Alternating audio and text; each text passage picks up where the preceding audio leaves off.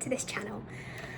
This is a very weird, very unexpected video. Not something I ever thought I would even have to upload, like would want to upload something like this. I started my channel, I think back in the summer of this year, because I just wanted to upload book content and all the fun things that I just love. I've always wanted to be a YouTuber, but I actually just decided to do it this year for fun, and here we are. But this video is not necessarily a light-hearted one. This is kind of a sad video, I guess, but I wanted to give you guys a big life health update because I have just got insane news, and this is something that I would like to share with people through my channel about my journey and just how things are, and also kind of as a diary for me. So welcome to this video. Hi, I'm Natasha. If you haven't watched any of my other videos, I'm Natasha. I am 19 years old and I just love doing book content, Formula 1 content, films, beauty, everything. I love vlogging too, hence why I already have some up on my channel.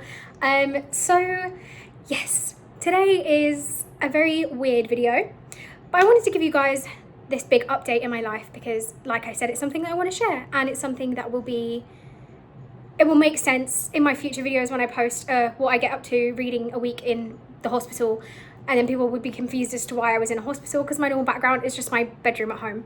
So I'm gonna get into it. I don't know how long this is gonna be, but I'm just gonna give you a rough history and then I think just start talking about random stuff because why not? So I'm gonna not fast forward, I'm going to rewind to September 2023. I also have written down some notes on my cowboy notepad because I cannot remember the dates for the life of me when I just tried to film this clip. So, also if I fiddle with my hair and stuff, I just gave myself a blowout. So, yeah, anyway, so rewind to September of 2023. I was going through a lot of like mental health stuff, and eventually me and my family decided to go to the GP and say that I was struggling with my mental health because we also suspected that it was like a hormonal issue because it was always around my period. I would always get low moods and then they'd be fine and then they get better and then they get really bad, and my like hormone or whatever it was that was going on was crazy. So we eventually decided in September, after me struggling most of this, like from January to September of 23 was quite a rough year, and we had a few things happen in the family too as well. So September we took the point of like, okay, now is time to get help. So and also this stuff I will just do, like, want to say for anyone else that maybe might in a similar situation to me, or even just, I don't know, feel somewhat inspired. It is not easy to speak up about stuff. I know everyone says it. I know mental health is such a taboo, but at the end of the day, I'm just so happy that I ended up getting help the way that I did, because they never would have found what I have now if it wasn't for everything that we went through over the last kind of space of this 2-ish years. Also, sorry if I keep clearing my throat. I'm quite phlegmy because I'm on a bunch of medications, so please ignore that. So like I said, September we decided to go to the GP because we suspected it was a hormonal issue. They gave me a medication called fluoxetine, which I'm still on to this day, and that is like an antidepressant, helps balance hormones, does loads of different things, and we gave me that, tried doing that and a bunch of different other things at the same time. And because they wanted to do loads of blood tests to figure out what they thought was going on, because there was this one thing that kept coming up in my blood that was very odd. It was high white blood cells. I'm not a scientist, doctor. I'm very not a technical girl. I hated science in school, so my technical terms and things will most likely not be accurate. It's just the way that I understand them. But basically, I forgot what I was saying. That's what I think, high white blood cells. So when you're ill, from what I understand, when you're ill, you get high white blood cells. This basically just means it's an indicator in your blood as to whether you have a cold or when you have a cough or a flu or whatever it is, that's what comes up. And so my GP kept asking me every time I went for bloods, have you been ill recently? I'm like, no, I've been fine. I was never a sick kid growing up. Like, I've never had any health issues up until right now. So between September and end of December, they was doing loads of blood tests, loads of scans, loads of different things because they suspected I might have like a cyst on my ovaries or polycystic ovaries, and there was like loads of things they were trying to figure out. So it took them a while. They was trying to figure out what's going on. My GP was very, very confused. They was trying to refer me to like hematology doctors and all different stuff to try and just figure out what was going on because it was very odd. So fast forward to December, I cannot remember the exact date. It was like, I think a week before New Year's, or no, I believe 25th of December. My sister actually, funny enough, was in the hospital at this point because she had issues with gallstones. So we was also going through quite a stressful time around Christmas because my sister was in hospital at the time. So my mum decided to take me out shopping to my local shopping centre. I was shopping in Zara, in the sales, loving life, and it got really hot. We went to the till, put my stuff down on the till, went to pay, paid, stepped out of the way, and I just collapsed. And I had a seizure. My mum said I was out for like 10 minutes. I was frothing at the mouth. Like, it was a very bad, from what obviously I've been told, because I was not awake or like conscious. I didn't know what was going on. My mum just turned around, said I fell through a rack of clothing, and everything just went haywire. And I had a seizure, which I'd never struggled before. I've never had a seizure. It's not a history of seizures in my family, so that was very weird. And in between the September, December point where they was doing loads of different tests and stuff, I was still going through a lot of mental health stuff at the time that isn't technically related to my physical health journey. It's just an additional stuff that I was going through. So I was on a medication at the time of my seizure that is like a calming sleeping tablet, kind of like it just makes you kind of loopy, basically, to kind of calm you down. But it was very strong, and obviously I believe as a person that is what caused my seizure, because they did I've had like, I think 3 MRIs, loads of scans, loads of tests, loads of everything, constant back and forth with different brain doctor, hematology, different people, all so confused as to why the seizure happened. But like I said, I also wasn't sleeping great at the time. My sister was in hospital. I was on this medication that was not great for my system anyway. And I guess I just overheated, and that's how the seizure happened. Luckily, touch wood, all the results from that came back clear, and there's nothing damage-wise in my brain or anything that's indicating like epilepsy, stuff like that. So that was great. Thank God for that. So at this point, I had stopped the medication that we believed I was on my seizure. I was getting really good with my mental health. My sister was still in hospital at the time, but we was just, trying to get through it as a family. Until, fast forward to May of 2024, I was at this point referred to the Princess Royal Hospital. So this was kind of the hospital that I was getting most of my tests done at. And they eventually found that the high white blood cells and all the weird symptoms that I was having, because basically I never was having any symptoms that were like an indicator of like leukemia, or this is when I got told that I officially had chronic myeloid leukemia, which explained the high white blood cells, because essentially what confused us and my GP so much from back in September was that the only thing that was weird was my high white blood cells. I used to get hot sweats every now and again. Obviously then I would struggle with the mental health stuff, but that was also kind of hormonal too. But I didn't have any like obvious indicators of like any kind of leukemia. So it was a big shock. But I actually handled it really well. And I got told that I had and from now on I'll just refer to it as CML, because the chronic myeloid leukemia is a long name. I'm also drinking a tea now. Before I was drinking water, now I'm drinking tea, so if I take tea breaks, that's why. So the 14th of May I got diagnosed with CML. They did me a bone marrow biopsy just to double check that everything, like just to confirm what type, where exactly it was, because it's basically cancer cells in my blood, in my bone marrow. So it's not like in my arm or like breast cancer or like a tumor. It was like all over my body, basically. It was a blood cancer. So we started the whole process of that, and they started me on an oral medication called dasatinib, which is basically a chemotherapy tablet that you take. You didn't have to have anything intravenously. It's just literally 1 tablet a day. I started that on June, and from June up until now, I was doing really well. I was having a great summer. I was going to the theatre loads with my sister. I was getting out. I went on a summer holiday. Obviously, it was a shock, because obviously not anyone does expect to hear this, but being told that me being so young, but also just being told that I have cancer was very, very weird. But luckily, with all of the mental health stuff that I had gone through, and also at the point from September onward, I'd also been seeing like a therapist when I needed to too, and working on my mental health and stuff. It luckily really, really helped me to get strong. So when they told me the news, it didn't really hit me, because the way my doctor explained it to me was so well thought out that it didn't scare me, because I was told I wasn't going to lose my hair. I didn't have to have intravenous chemo. I literally just take the tablet and they monitor me, make sure that it's working.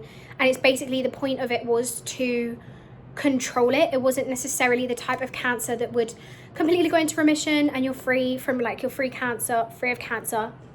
It was something that I was most likely going to have to be on for the rest of my life. But luckily I got through it really well. And the fact that all I had to do was take an oral tablet every morning, which is what I was already doing and still do with the fluoxetine, it didn't impact my life and make me think, oh my God, I've got cancer. What am I going to do?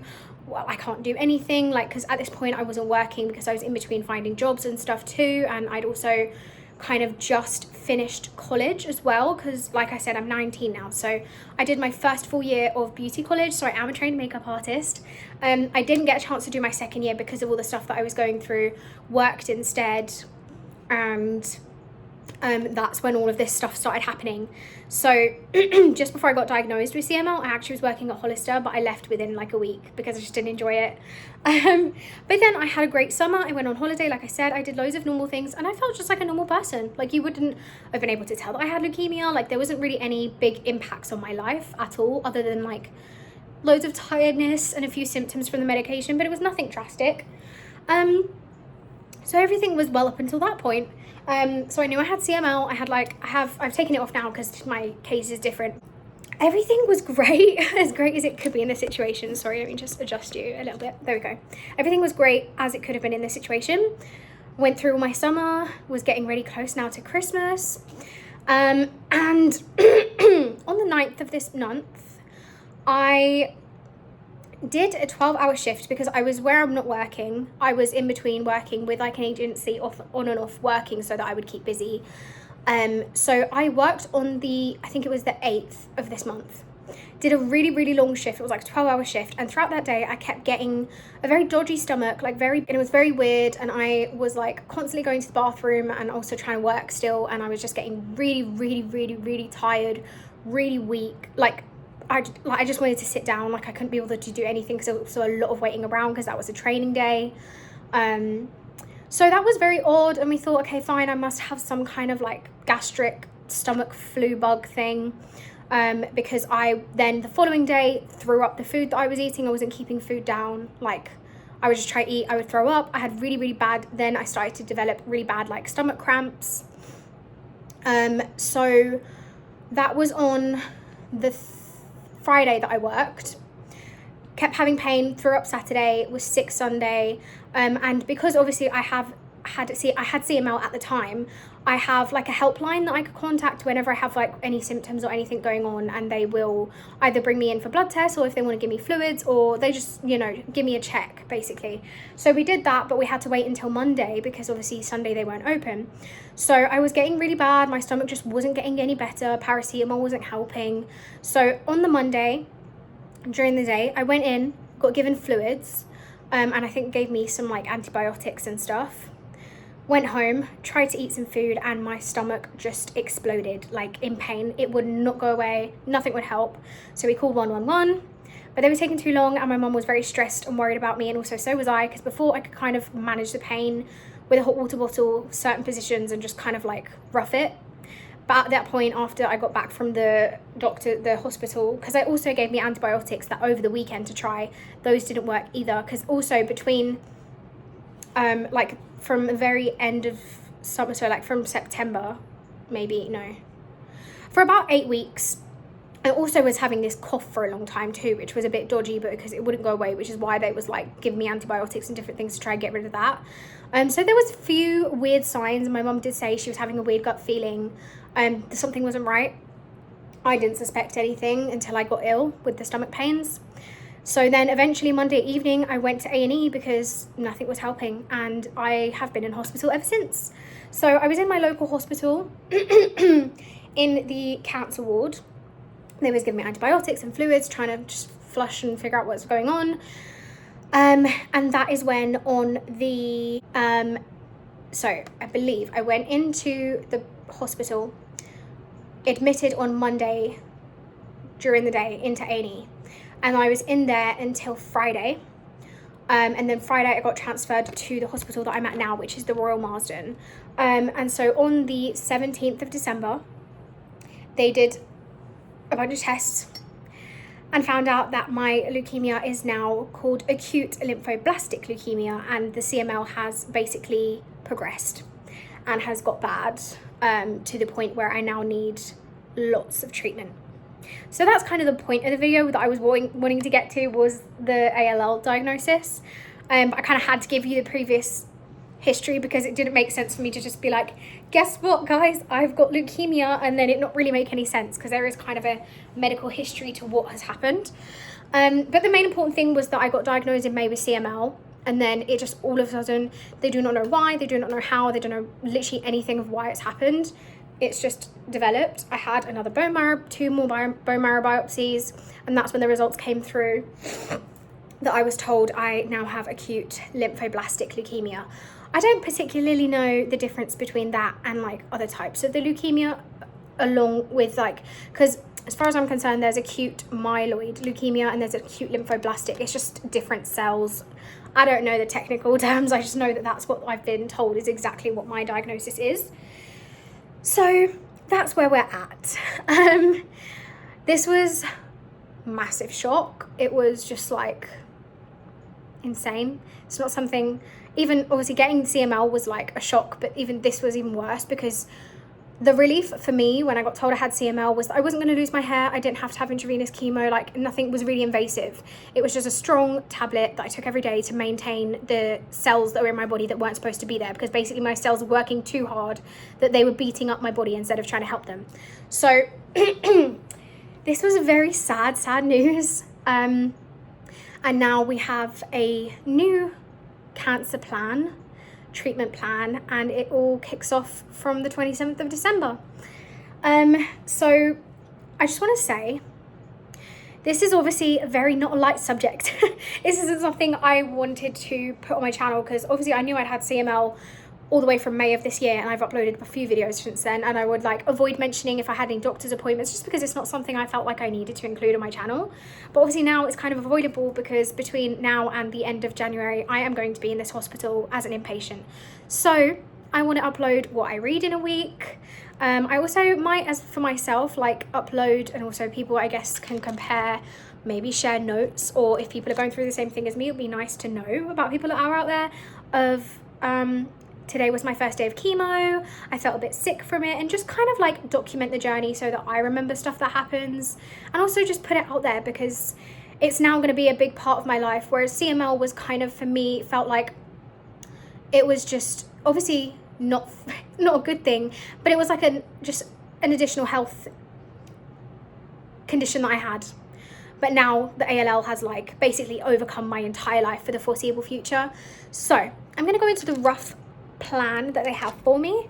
I'm not going to go into like crazy detail just because I don't need to, because the point that I wanted to make this, like, I don't know, it's probably going to be a half an hour video now, is telling you about, and just I guess telling the world now the story from my point of view. Because my sister and my family and like an incredible community of people, because I am actually Greek Cypriot. So I was born and raised in England, but my grandparents were born in Cyprus, so I'm Greek.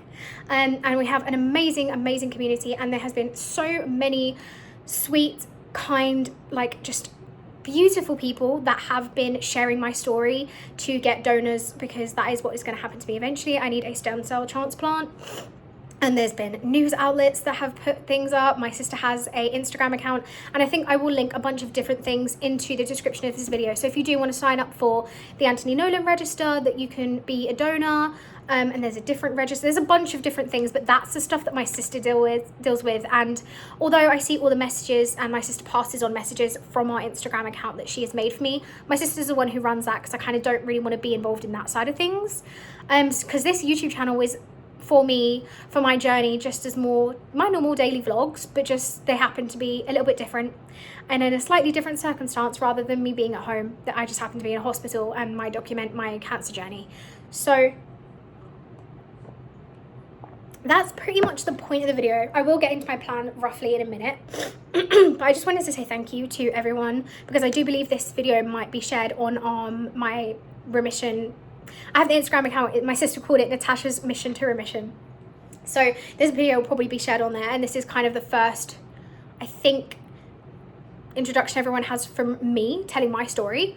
So yeah, I just want to say thank you to everyone that has done anything possible, whether it's just sharing a post, putting a comment, messaging me. I love you all. Thank you so much. My family, my friends, everyone has been so incredibly supportive, and I'm so grateful that I am such a mentally strong person. I've been through so much, especially within the last year, that I am a very positive person. Actually, I'm a big optimist, so I am very proud of myself, and I know a lot of people are as well. I don't want to be one of those people that's like, I'm not trying to brag, but I know I'm a very strong person mentally, which is I'm so grateful for, because I don't think I'd be able to get through a situation as insane as this if I wasn't so strong, because I'm very positive. So naturally, when they told me, obviously I had a massive cry, I was very upset, and then a few nights ago when I tried to fall asleep, I had a bit of anxiety about it and was kind of like, wow, this is happening, what the hell? Because like I said, I'm only 19, I've like barely started my life. I was kind of just, you know, I'm in the process of growing up, like not a lot's happened to me.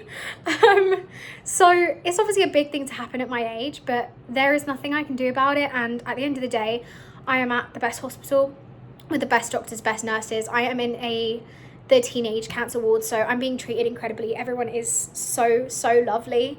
So I just want to say thank you for everyone that has done anything at all for me. It's very crazy, and I'm very grateful for it. So I'm gonna get you into my rough chemo plan now, and then that I think will be the end of this video, and then hopefully the next video that I upload is a what I read, because I want to do my January, maybe into February TBR. So I have a few books that are on my TBR for the month, including a few book club books that I am reading. But I want to do, I think maybe like a get settled into hospital with me, or read with me, spend January in hospital with me, something like that, where I can just show you the books I'm reading, like today. I'm not going to go into detail in this video because it's supposed to be my chemo story, my cancer story, like introduction. But I was reading on my Kindle today, and I started My December Darling by Lauren Asher, which is so good so far. It's a novella, and I think I am like 25% through, but I only started earlier, and I took a break. Oh, you're not in frame, sorry. I did take a break to film this video. So yeah, my rough cancer plan, well, not rough, my plan for the foreseeable is the 27th of December is when all of my chemo starts. So I will be losing my hair. This is from day 1 to about 29 days of 2 things of the thing in my spine, and then different days on and off of having it through my arm, through the little line. So from now until the end of January, as far as I'm concerned, I am going to be in hospital. So there will be hopefully fun content if I can be bothered, because also I don't know how ill I'm going to be getting from chemo, or how I'm going to be feeling. Obviously family will be seeming to me too in between, but I don't know how my body's going to react to the chemo, like sicky wise. I'm also very prone to infection as well, which I need to be very careful about, because if I do get ill, then this postpones everything. So this is the first round, and that's sort of rough plan for now. And then the eventual destination is to have a bone marrow transplant. So they basically want to kill off all of the bad cells in my body, so that I've got fresh, like a clean slate. And then they are going to, they've tested my sister to see if she is a match, because she's most likely to be a match. We're waiting for the results of that. But then we've obviously got all the people on the register, including everyone that has heard my story and now joined, which is very appreciated. So that is the end goal. Obviously we want to get me into remission, and then they will, after the transplant, be monitoring me for a few years. I may potentially need more chemo, we don't really know yet, but the plan is that I need a stem cell donor so they can kill off all the bad ones, get rid of all the ones we don't want in there, and replace them with all the good ones, so my body goes back to a new normal, into remission, and I don't have any of those leukemia cells in my body. And then they will keep me on, I believe, in oral form, the panatinib that I'm on at the moment, to just keep an eye on things, monitor them, make sure that I'm good. I probably will get more chemo in between this first round that's finishing, and in between getting my actual transplant. There'll most likely be another round in between there at some point. But the end goal is a transplant. And hopefully once the transplant is finished, I will be in remission. Like I said, I will be obviously recovering, and I will be in hospital during the transplant. So that will be a whole thing too. But the end goal is to obviously be in remission.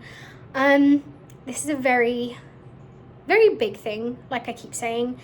Obviously it's going to be very hard to deal with, but I have, like I said, an amazing support system, and I'm very happy that the hospital treated me insanely well. Everyone is just perfect. Like, I couldn't ask for a better experience of the situation. Obviously I wish this wasn't happening to me. I wish it doesn't happen to anyone. Cancer's not something people wish we had, and it's not something I ever thought I would have. It's obviously not something anyone expects to have, but let alone, you just always hear of stories or family members that have cancer and you're like, oh my gosh, cancer's a bitch. Don't know if I'm gonna get demonetized for saying that, but oh well, I'll probably bleep it out. Cancer sucks, and it's insane when you hear. I feel like it feels like such a crazy thing, but then when it's actually happening to you, it's like, wow, it's such a thing. It's crazy. I probably will cut a bunch of stuff of this out because I'm a big rambler. I've only just been talking for 22 minutes, and that doesn't include the first half of my health history that I gave you. But I think I'm going to end the video here. Thank you so much for listening to my story. I just want to be myself and just be able to document this journey from my point of view and still be my normal self, but just happening to be in a slightly different situation that I didn't expect to be in, and just document things that I feel like doing it, having it as a little diary, doing my reading vlogs and different things like that.